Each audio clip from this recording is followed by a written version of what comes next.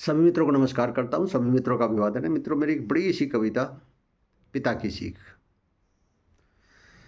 66 भाग इसके प्रसारित हो चुके हैं। आज मैं 67वां 67th भाग लेकर के आपके सामने आया हूँ।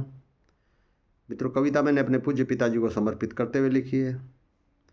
कविता में मैंने वर्णन करने का प्रयास किया अपने पूज्य पिताजी से विरासत में मैंने किन किन गुणों को प्राप्त किया है। मैंने लिखने का प्रयास किया अपने पिताजी से मैंने क्या क्या शिक्षाएँ प्राप्त की हैं। मित्रों, मेरे पिताजी गुणों का भंडार थे और समय समय पर जो उन्होंने शिक्षाएं दी हैं मुझे, वो मेरे जीवन में कदम कदम पर काम आती हैं और मैं बड़ा सौभाग्यशाली रहा हूँ कि मुझे ऐसे पिताजी का सानिध्य प्राप्त हुआ है। मित्रों, कविता सच घटनाओं पर आधारित है और इसमें कुछ भी काल्पनिक नहीं है।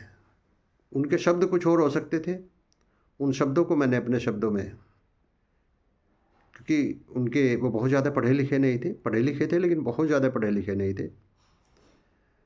लेकिन उनके शब्द जो होते थे वो देशज होते थे, लेकिन भाव उनका वही होता था। उन शब्दों को मैंने हो सकता है अपने शब्दों में प्रयास किया है लिखने का। कविता आपको बहुत पसंद आ रही है। कविता के आप जो कमेंट करते हैं उससे मुझे पता चलता है। 96 भाग इसके लिखे जा चुके हैं, 66 इसके रिलीज हो चुके हैं, 67वां मैं आपके सामने रखता हूँ आज। कविता कुछ इस प्रकार से थी। हमने सीखा है पिता से श्रम करें और जीत ले जग, श्रम किया बेकार जग में यूं कभी जाता नहीं है। हमने सीखा है पिता से। 67वां भाग आपके सामने रखता हूँ मित्रों। हमने सीखा है पिता से भाग्य को कैसे संवारे। मेरे पिताजी कहते थे कि जो भाग्य में लिखा है वो भोगना पड़ता है, लेकिन हम अपने भाग्य को संवार भी सकते हैं, क्योंकि भाग्य को एक संवारने का, बनाने का हमें मौका अवश्य प्राप्त होता है। तो वो क्या होता है, कैसे संवार सकते हैं, वो इस कविता में, इस बंद में मैंने लिखने का प्रयास किया है, जो मुझे मेरे पिताजी ने बताया था।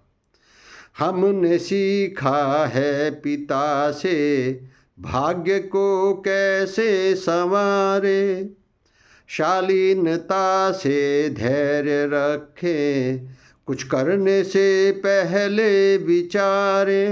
मेरे पिताजी कहा करते थे कि शालीनता बहुत आवश्यक है, धैर्य आपके अंदर बहुत आवश्यक है, और कुछ भी करने से पहले यदि आप विचार करते हैं तो निश्चित रूप से आप कुछ भी गलत नहीं करेंगे। तो वही मैंने लिखने का प्रयास किया है। शालीनता से धैर्य रखें, कुछ करने से पहले विचारे, भाग्य पर नहीं जोर होता, कर्मों को अपने सुधारे।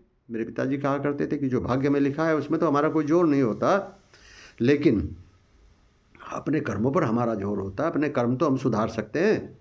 तो वही मैंने लिखने का प्रयास किया है। भाग्य पर नहीं जोर होता, कर्मों को अपने सुधारे, कर्मों से ही भाग्य बनता।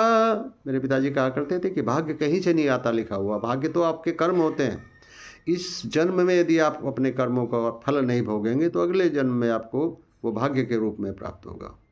तो वो जो मेरे पिताजी कहते थे वही इस लाइन में मैंने लिखने का प्रयास किया है। कर्मों से ही भाग्य बनता, कर्म कभी मिटता नहीं है, हमने सीखा है पिता से। मित्रों, कैसी लगी कविता आपको? कमेंट बॉक्स में आकर के अवश्य बताना। अगर अच्छी लगी हो तो कविता को लाइक शेयर कर देना, हो सके मेरे चैनल को भी सब्सक्राइब कर देना। मिलते हैं इसके अगले भाग में, तब तक के लिए बहुत बहुत धन्यवाद, बहुत बहुत आभार आपका।